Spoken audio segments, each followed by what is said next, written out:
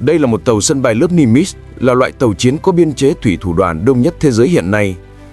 Tính cả liên đội không quân trên hạm, tổng quân số lên tới hơn 5.200 người. Chỉ riêng việc lo ăn uống cho ngần ấy con người đã không phải là một công việc nhẹ nhàng. Trên tàu sân bay có hơn 100 đầu bếp, mỗi ngày phải chuẩn bị 4 bữa, sáng, trưa, tối và ăn đêm, tổng cộng khoảng 18.000 suất ăn. Khối lượng công việc khổng lồ này không chỉ diễn ra trong ngày 1, ngày 2. Bởi lẽ, một khi tàu sân bay ra khơi, thời gian thực hiện nhiệm vụ ngắn thì 3 tháng, dài thì hơn nửa năm. Trong suốt khoảng thời gian này, các thủy thủ chỉ có thể làm bạn với đại dương mênh mông vô tận. Chính vì vậy, so với các binh chủng khác, hải quân thường có chế độ ăn uống và phúc lợi tốt nhất. Mà lính Mỹ vốn nổi tiếng là ăn rất khỏe. Muốn để những thủy thủ này vừa ăn no lại vừa ăn ngon không phải là chuyện dễ dàng. Chào mừng các bạn đến với Beam&M Military, nơi tiêu điểm kiến thức quân sự các nước. Hôm nay, chúng ta hãy cùng bàn về chủ đề bàn ăn nơi chiến trường. Hải quân Mỹ ăn gì?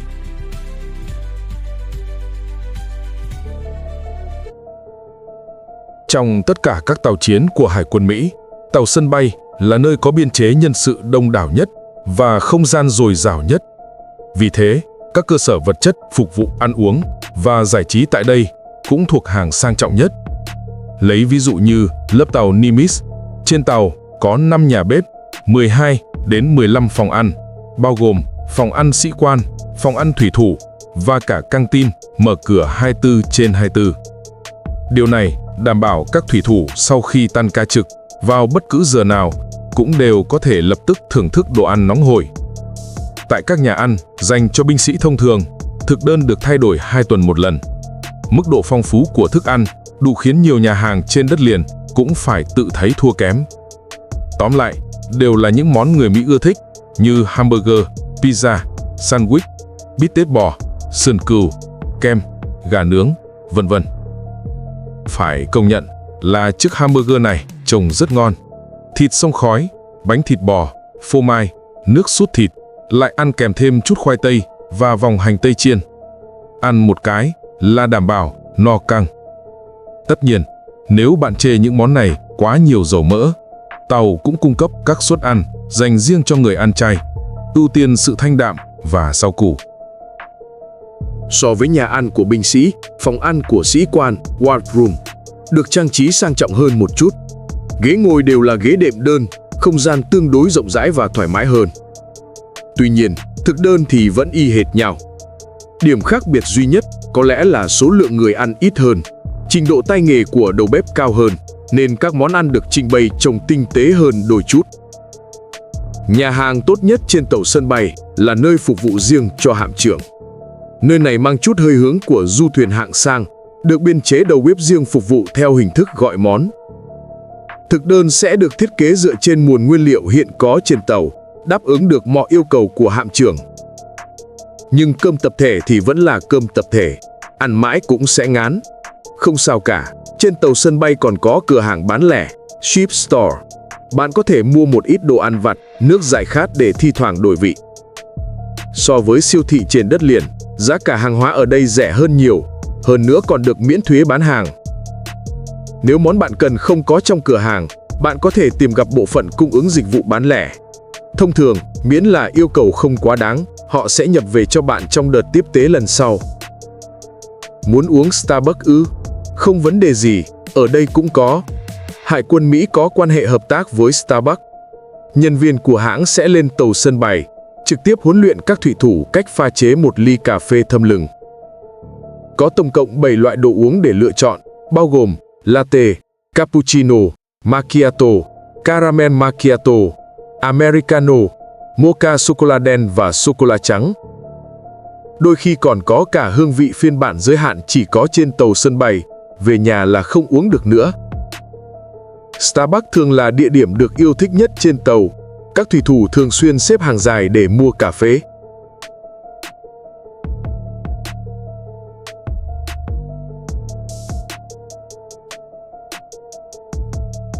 Tất cả đầu bếp trên tàu sân bay đều không phải là những tay ngang. Họ đều xuất thân từ trường đào tạo ẩm thực của Hải quân Hoa Kỳ. Mỗi trường này chịu trách nhiệm huấn luyện tất cả các chuyên viên ẩm thực cho Hải quân. Họ không chỉ phụ trách bữa ăn trên tàu chiến, mà ngay cả suất ăn của Tổng thống, phó tổng thống, cũng như của tất cả các tướng lính từ 4 sao trở lên cũng đều do lực lượng này đảm nhiệm. Tại đây, các học viên phải trải qua quá trình huấn luyện kéo dài 3 năm, biến họ từ một người chưa biết gì về nấu nướng thành một đầu bếp chuyên nghiệp, có thể phục vụ cho hàng trăm người.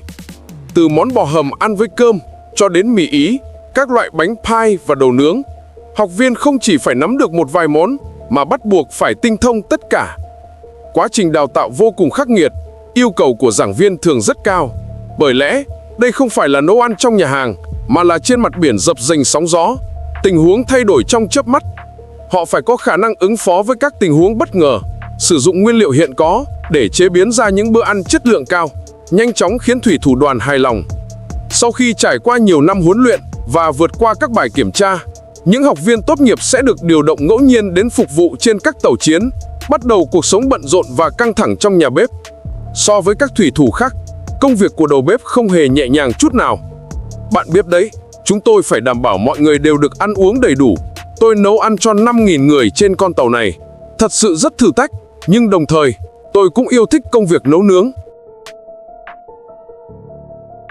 Ngoài nguồn thực phẩm phong phú, các hoạt động giải trí trên tàu sân bay cũng có thể nói là vô cùng đa dạng.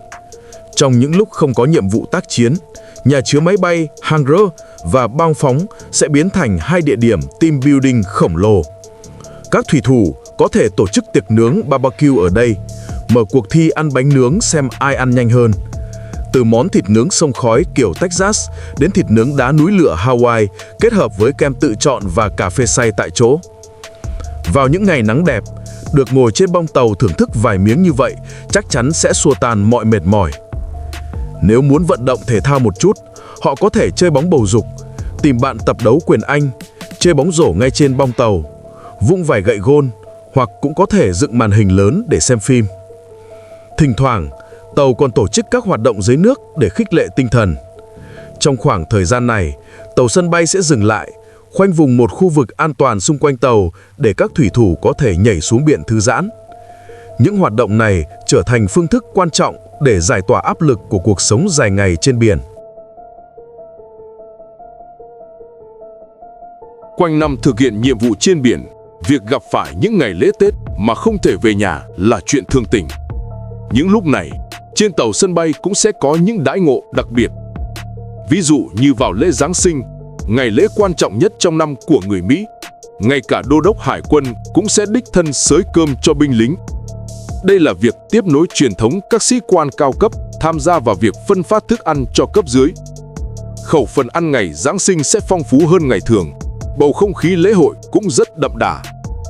Nếu tàu sân bay đang thực hiện nhiệm vụ ở nước ngoài, trên tàu cũng sẽ tổ chức các hoạt động đặc biệt để làm vơi đi nỗi nhớ nhà của các thủy thủ. Ví dụ, trong chiến tranh vùng vịnh năm 1991, tàu sân bay USS Eisenhower của Mỹ đã đón một lễ Giáng sinh ngay tại vịnh Ba Tơ. Trong buổi giao ban nhiệm vụ thường lệ, ông già Noel bất ngờ xuất hiện, ngay lập tức phá tan bầu không khí trầm lắng.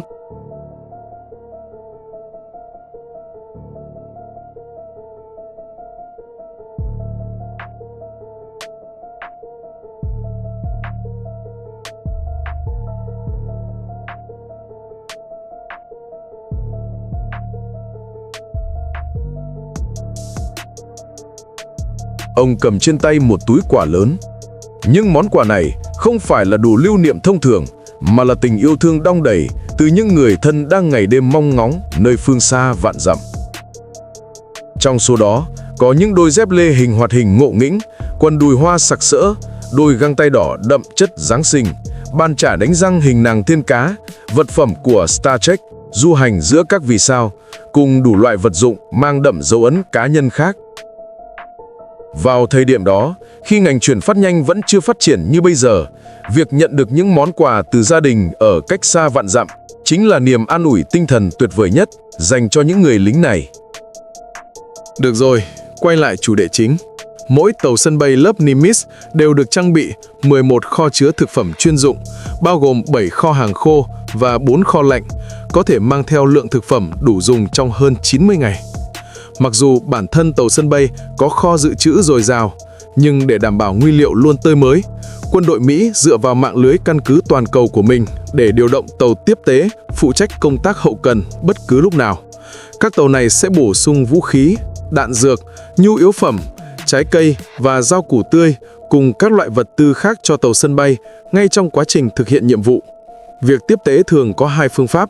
Một là dùng trực thăng cẩu từng kiện hàng qua, vận chuyển vật tư qua lại VERPTREP. Hai là thông qua hệ thống cáp vận chuyển để kết nối tàu tiếp tế và tàu sân bay, chuyển hàng khi cả hai tàu đều đang di chuyển song song. Phương pháp này hiệu quả và nhanh chóng, có thể bổ sung lượng lớn vật tư trong thời gian ngắn. Một lần tiếp tế như vậy có thể cung cấp cho tàu sân bay khoảng 200 đến 500 tấn thực phẩm. Đã nói xong phần về tàu sân bay, chúng ta hãy cùng nói về một binh chủng hải quân khác vô cùng đặc thù, đó chính là lính tàu ngầm. Mỗi lần thực hiện nhiệm vụ tuần tra, các thủy thủ đều phải sống cách biệt với thế giới dưới đáy biển trong nhiều tháng trời. Việc không nhìn thấy ánh mặt trời sẽ gây ảnh hưởng rất lớn đến tâm lý con người. Chính vì vậy, để vực dậy sĩ khí, lính tàu ngầm được hưởng chế độ ăn uống tốt nhất trong tất cả các binh chủng hải quân. Các đầu bếp tại đây gánh vác trọng trách rất lớn. Họ phải phục vụ ngày 3 bữa cho 150 thủy thủ trên tàu. Cơm canh có ngon miệng hay không quyết định phần lớn tâm trạng một ngày của các binh sĩ.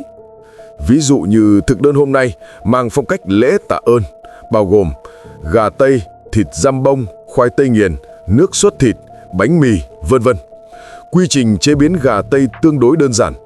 Chặt miếng, tẩm ướp gia vị là có thể cho vào lò nướng. Tối Chủ nhật thường là đêm pizza của họ. Tất cả mọi người đều sẽ vô cùng phấn khích. Yeah! Cái bánh pizza vị bò nướng phô mai, Philly cheesesteak BBQ này ngon hết sảy. Ngoài ra, chuyên tàu ngầm còn có rất nhiều loại thực phẩm khác, từ bánh quy, đồ trắng miệng, bánh mì cho đến trứng omelette, trái cây và bít tết. Các đầu bếp trên tàu sẽ cố gắng hết sức để cung cấp các món ăn đa dạng cho mọi người. Để đảm bảo hương vị, tất cả thức ăn đều được chế biến tại chỗ. Nhìn biểu cảm của các thủy thủ thì có vẻ mùi vị cũng khá ổn. Thực đơn được xoay vòng theo chu kỳ 28 ngày. Nếu bạn ăn lại món sống hệt lần trước, bạn sẽ biết là thời gian làm nhiệm vụ đã trôi qua gần 1 tháng. Tất nhiên, rau củ quả tươi đều có hạn sử dụng, thông thường chỉ khoảng 2 tuần là hết. Nếu không được tiếp tế, họ buộc phải ăn đồ đông lạnh và đồ hộp trong kho. Để đáp ứng nhu cầu thời chiến, mọi ngóc ngách trên trần tàu đều được tận dụng làm nơi trữ thực phẩm. Một khi thực hiện nhiệm vụ tác chiến dài ngày, đây là toàn bộ kho lương thực mà các thủy thủ có. Trong điều kiện không tác chiến, các đầu bếp trên tàu có lẽ là những người bận rộn nhất. Mỗi ngày họ phải làm việc hơn 12 tiếng. Vì thế, lương của họ cũng cao hơn nhiều so với đầu bếp của các đơn vị hải quân khác. Thu nhập bình quân năm đều trên 100.000 USD. Đối với các thủy thủ tàu ngầm, giờ ăn có lẽ là khoảng thời gian thư giãn và vui vẻ nhất. Thiết kế của phòng ăn được lấy cảm hứng từ các quán bar ở bang Nam Dakota hoặc Texas, giúp các thành viên cảm nhận được không khí như đang ở nhà. Ngoài ra, các thủy thủ còn có nhiều hoạt động giải trí để làm phong phú thêm cuộc sống tẻ nhạt dưới tàu ngầm. Ví dụ như làm vài ván cờ vua, tìm một góc nhỏ để chơi game Nintendo Switch, tổ chức hội đọc sách hoặc cùng bạn bè tán gẫu chuyện nhà cửa. Đây đều là những cách hiệu quả giúp họ giải tỏa áp lực. Tóm lại, chế độ ăn uống, phúc lợi và hoạt động giải trí của Hải quân Mỹ chắc chắn thuộc đẳng cấp hàng đầu. Từ âm thanh xèo xèo của bít tết trong nhà bếp cho đến tiếng gầm rú của động cơ trên bong phóng, tất cả những điều này đã ăn sâu và trở thành một phần văn hóa quân sự của họ. Người đầu bếp làm việc dễ hầm tàu và người phi công tác chiến trên bong tàu không có sự khác biệt về bản chất. Họ đều là những mảnh ghép quan trọng cấu thành nên tòa lâu đài trên biển này. Trên đây là toàn bộ nội dung của video kỳ này. Các bạn còn muốn xem những video về chủ đề gì nữa? Hãy cho tôi biết dưới phần bình luận nhé!